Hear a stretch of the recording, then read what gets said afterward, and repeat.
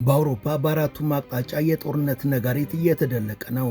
አፈሙዞች እየተወለወሉ የየአገራቱ ጦር ሰራዊቶችም በያሉበት በተጠንቀቅ ላይ ሆነዋል።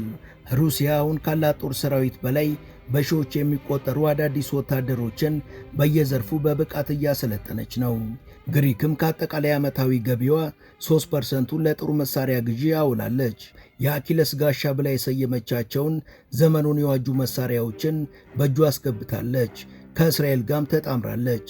ስካንዲኔቪያዎችም ቁጭ አላሉም። ኖርዌይ ግዙፍ የምድር ስር ባንከሮቿን ለጦር ሰራዊቷ ማዋል ጀምራለች። ጎረቤቷ ስዊድን ደግሞ ከንፋስ የፈጠኑ ጀቶቿን ወደ ፖላንድ ልካለች። ስዊድን ባለፈው ወር ኔቶን ብትቀላቀልም ለኔቶ ጥንካሬ የማልከፍለው መስዋዕትነት የለም ብላለች። ፊንላንድም ረብጣ ቢሊዮን ዶላሮችን መድባ ሰራዊቷን እያደራጀች ነው።